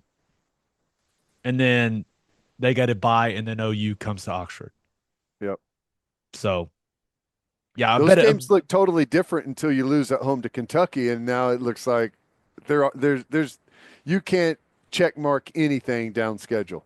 it feels in the SEC, it now feels to me there's this top tier of Bama, Georgia, and Texas, and then a bit of a gap. Is that kind of how it feels to you? That's kind of where I'm at with the conference. It feels like there's a gap, and it feels like everyone else, like once you get past the gap, everyone is to some degree or another the same. Well, I Tennessee, Tennessee, do we they probably they probably deserve to be in that conversation. Right? yeah, I think their defense is really good. I think if that offensive line is healthy, I think it's a really good unit. They got to get their tackles back. yeah, If they don't get those two guys back, they're going to have issues at tackle. But Tennessee, you put it's them in fair. that conversation. Yep, yep. There's the top four That's twice now where I've just completely forgot to include an skipped SEC over. team, and Yep. and I'm trying to have these fun, cool tier talks, and I'm just screwing them up. Look at me. There's a lot of teams to think about, but yeah, the next grouping though, you feel like anyone can beat anybody on a given day, Yeah, right? it feels What like those four, and then everything else is just up in the air in the up in the Southeastern air, and Conference. a lot of it has to do with injury. Like there's some like LSU's banged up, Oklahoma's been banged up all year. There's some different things going on, but the top four is clear. No doubt. All right, let's get to my winner and loser. But first, we know we've got some nicotine pouch users that listen, which is why we'd like to introduce you to our friends at Lucy.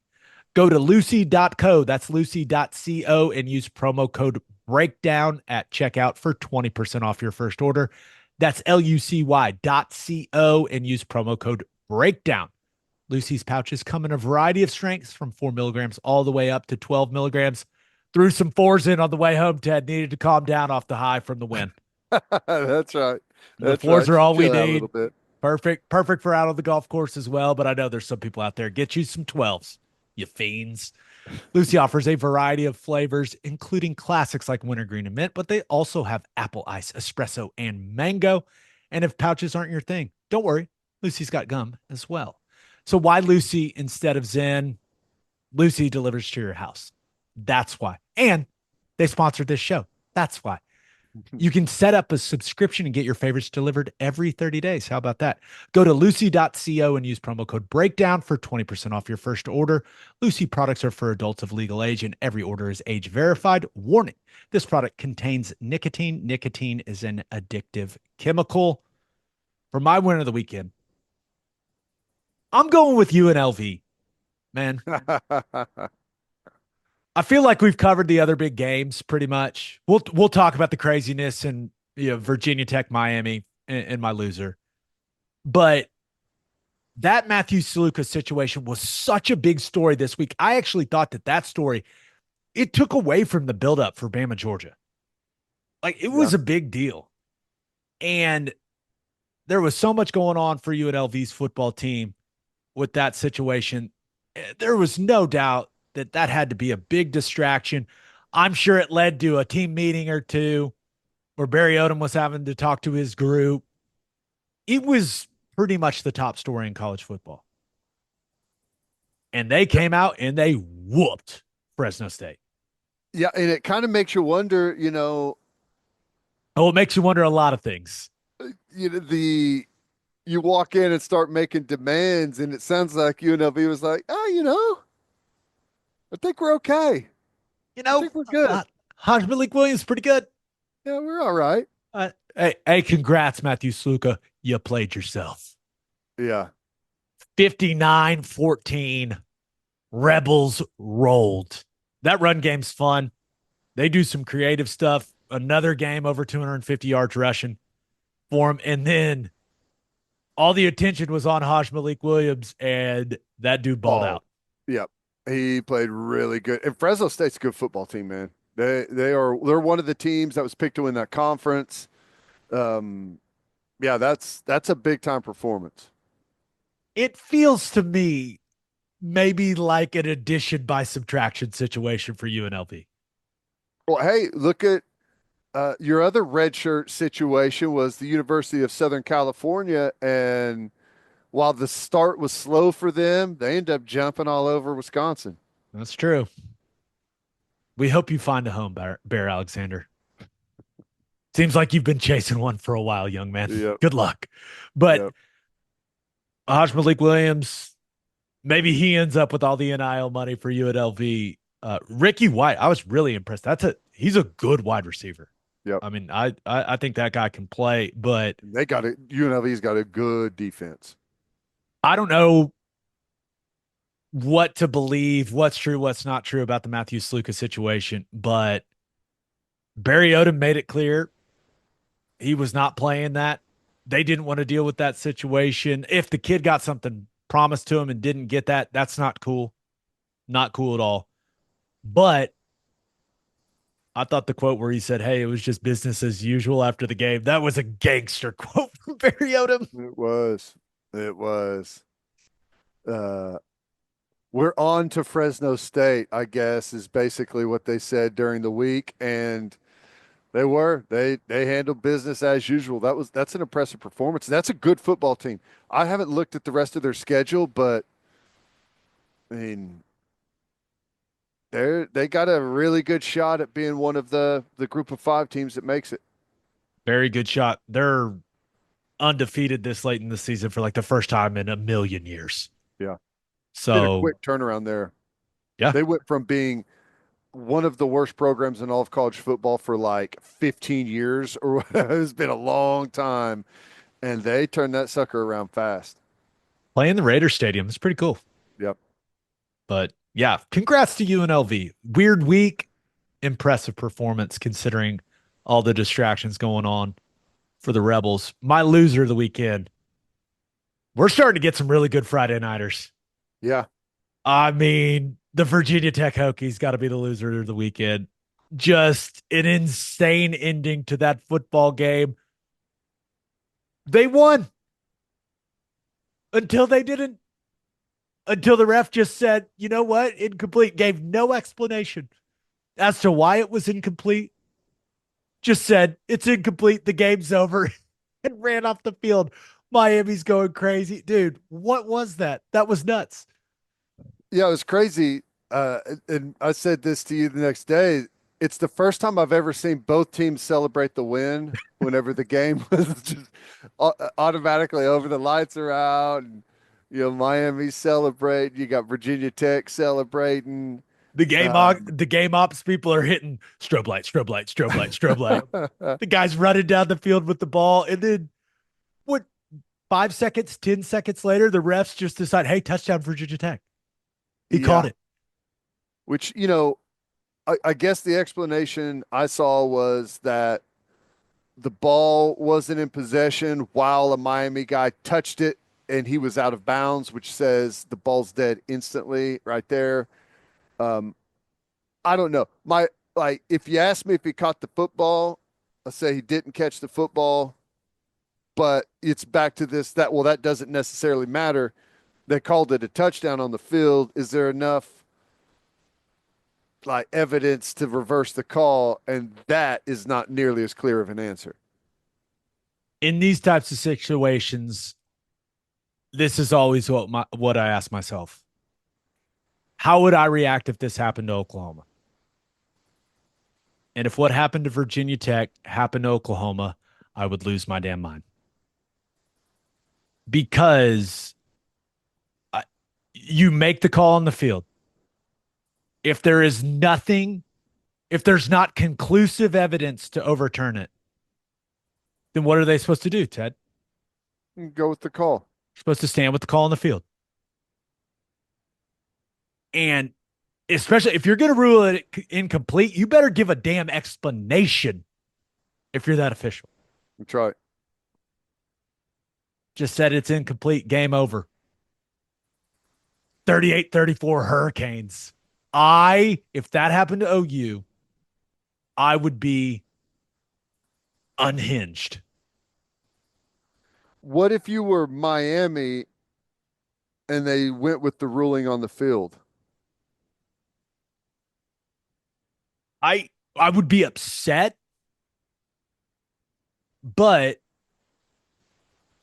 I watched that play and I just sat there. I don't know. Yeah.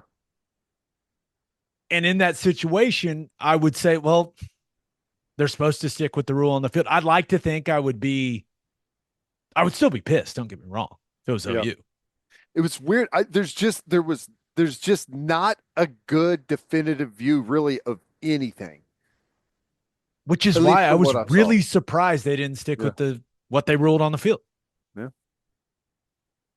Some other thoughts on that game. Cam Ward, I I didn't think he was that good in the first 3 quarters. And he was a little careless with the football, which has been an issue with him in the past, but buddy, was he awesome in the fourth. Yeah.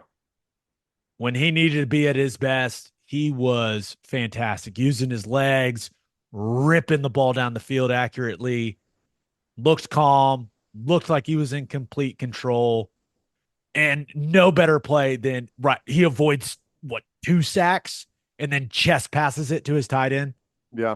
for That the was explosive impressive. play. Like that, I thought that when they needed him to be at his best in the fourth, he was able to put 3 quarters of subpar play behind him and ball out. Yeah.